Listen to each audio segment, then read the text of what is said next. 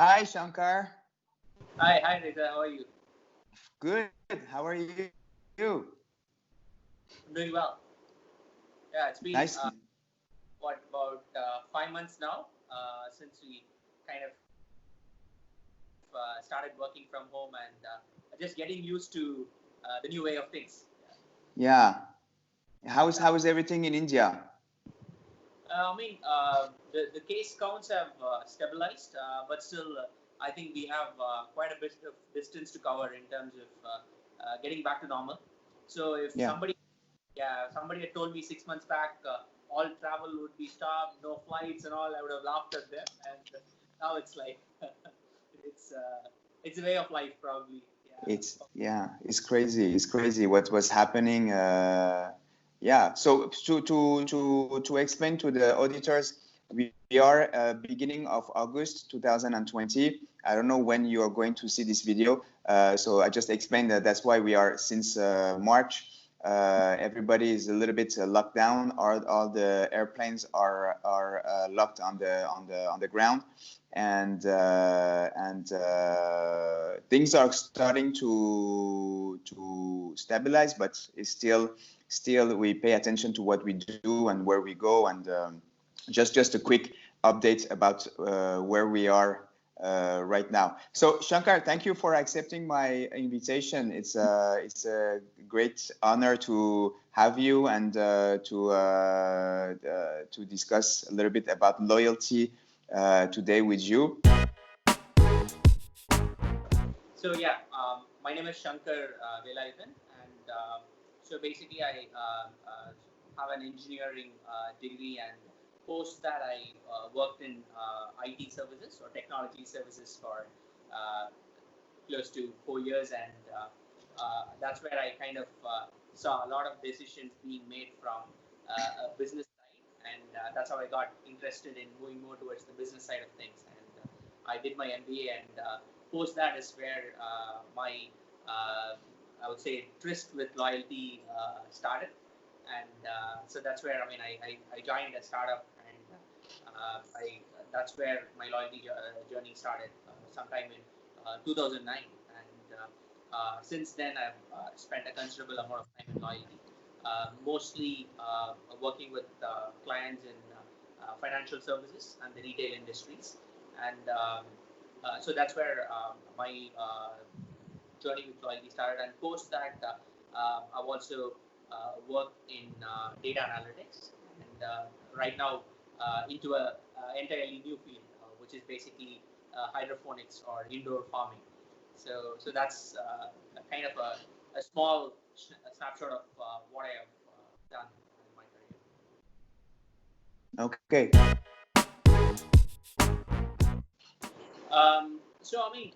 From a loyalty perspective, what I think is that it provides you the most broader experience that you can actually get in a business.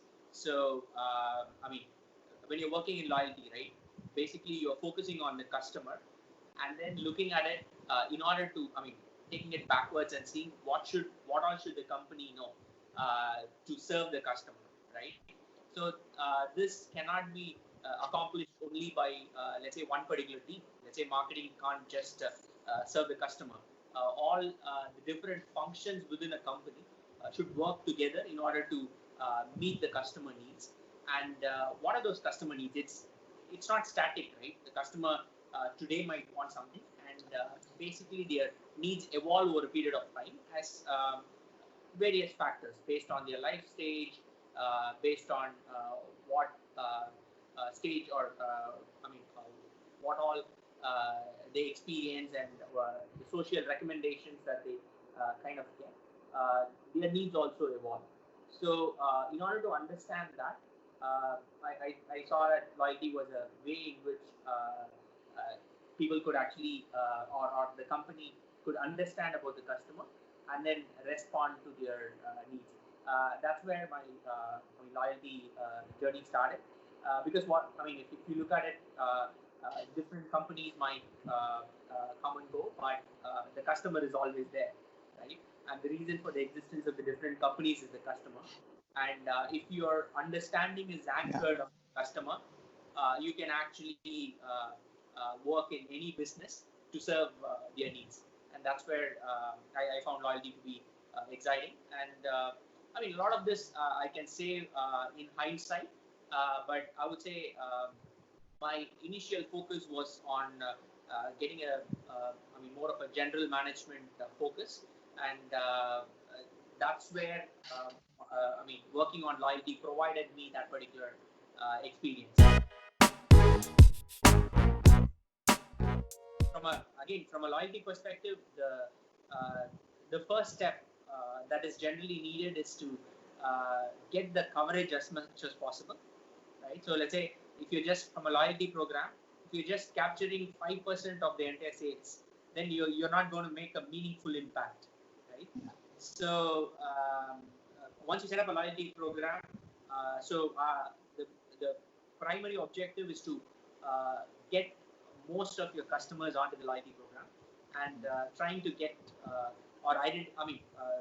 trying to understand their needs and preferences, and then using that to build that relationship. So that's how I kind of look at it as two phases: building scale, and then establishing that relationship with the customer by understanding their needs. So that is the two parts to, and then it's a cycle. So you kind of keep doing it again and again, and so that's how you kind of build a really good loyalty program. I think from a loyalty program perspective, right, different loyalty programs have been effective at different points of time, right? So one example that I can quote is let's say Amazon Prime, right? Also, I mean, they don't call themselves a loyalty program, right? But what they do efficiently is that they kind of lock in the customer, right? So by charging an upfront subscription fee and providing them faster delivery, they've just like optimized that, right? So that is from an Amazon Prime perspective, right? And I would also say, I mean, from other loyalty programs like a coalition loyalty program in India, Payback is a very good loyalty program, and obviously in Jakarta, MAPCLUB is a very good loyalty program. So where it of course. No, I mean, like, the reason why I kind of it helped build a unified brand, right, for the entire group.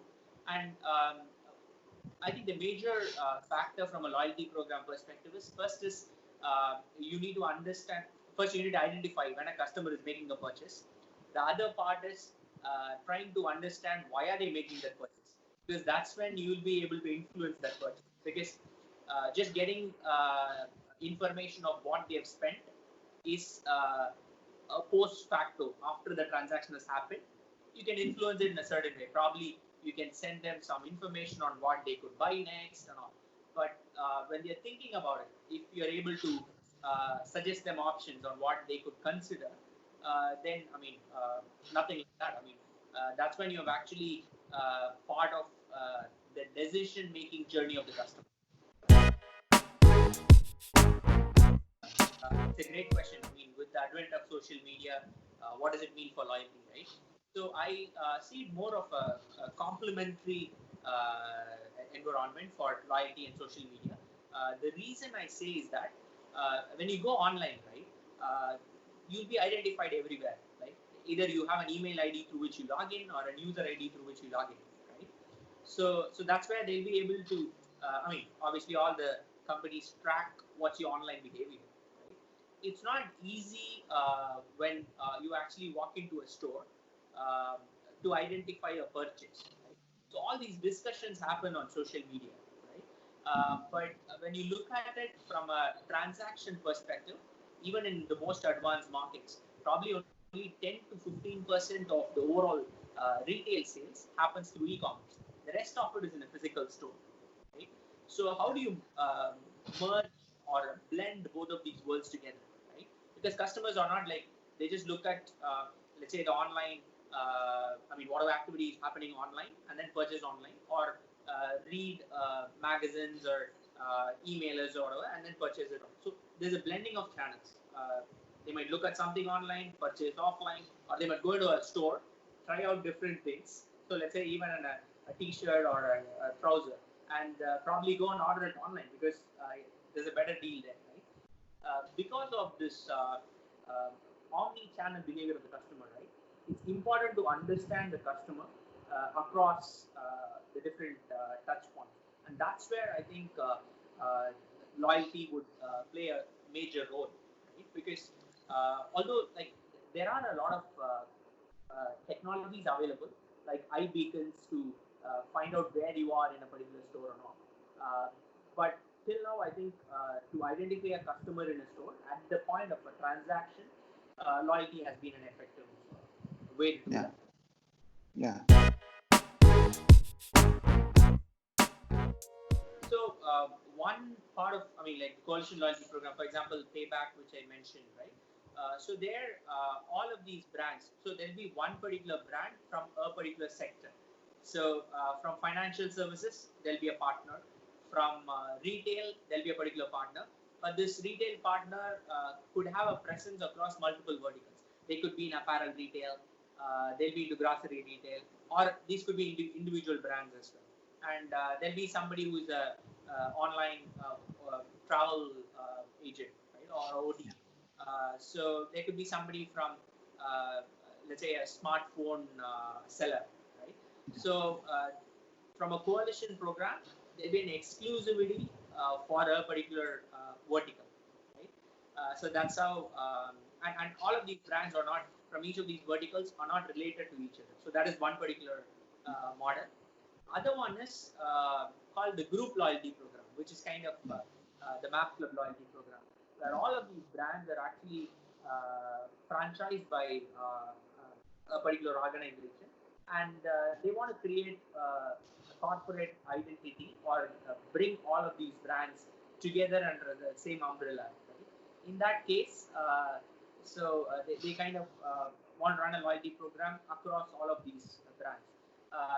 Sorry, I didn't hear. It's a group loyalty program. So where they kind of bring all of these brands under the same umbrella and run this loyalty program. So that's how, I mean, that's the difference between, let's say, a coalition program and, I mean, a group loyalty program. All the brands would be owned by, I mean, the corporate entity in a group loyalty program, which is not the case in terms of a coalition loyalty program. So, but from a customer perspective, again, the intent is the same. Getting to understand the customer through the interactions across different verticals where they most commonly are spending. So that's the.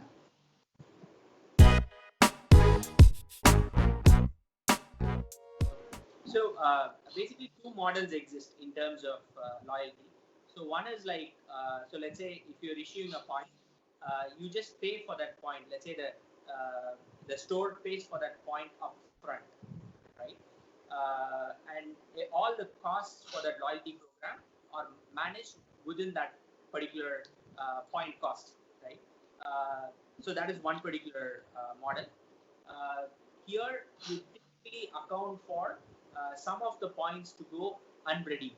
So let's say I issue 100 points. Not everything will be used by the customer. Maybe only 70 points are actually used and 30 are actually expired, which means that there is a fixed term for that point, let's say 3 years, right? At the end of the 3 years, those points are no longer usable. Right? So all the costs for running the loyalty program are managed within that 30 points, like in terms of that's called the breakage from a technical term perspective. So this is how, let's say, this is one particular model where you just charge them for how many points that they are issuing. Let's say a store is issuing, and manage all your costs within that. Right.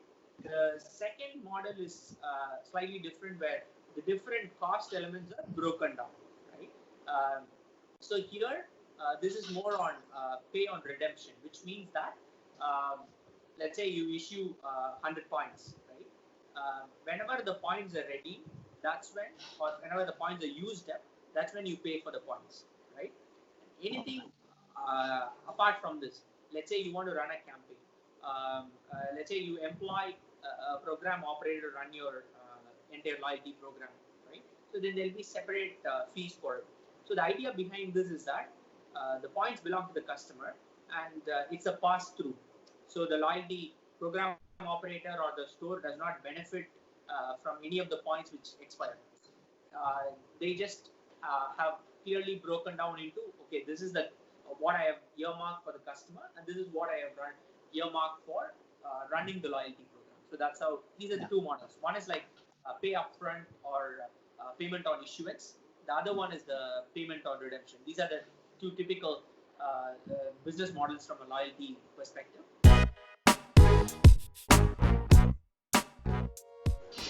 I think, from a loyalty perspective, what's important is that you need to continuously evolve the loyalty program. You can't just like set up a loyalty program and think that that's going to kind of help you with your business, right? Because and then like two things which you need to generally focus on is, one is like the rational part of it, which is basically the hard benefits that you give, like what percentage are you, or the sales are you giving back to the customers in terms of points. The other part of how do you appeal to the emotional part of the customer, right? So what sort of soft benefit, privileges that you kind of give the customer. So it's always a combination of this that kind of helps in winning a loyalty. So that's one thing. Other thing is like loyalty is kind of a two-way street, right? Where when you expect the customer to be loyal to the brand also has to be loyal to the customer. And the key thing is the customer is identifying themselves at the store every time, so that they know, they expect you to respect that and give them only relevant information, right? We should not actually, take advantage of that just to send them a lot of mails. So that's where it's really important to be considerate of the customer's time and send them only whatever is like relevant, right? And that shows that you are actually thinking about what they need rather than just like what you would want to sell. And from a loyalty perspective, it takes a lot of time to build, and all of these small micro moments, right? So that's where I think you'd be able to differentiate in terms of let's say surprising and delighting a customer. So that's the trend where the entire world is moving, and which is basically what is needed. So let's say there's a loyalty program with just wishes on your birthday. Everybody is doing it. So we need to be thinking about what else could be done, right?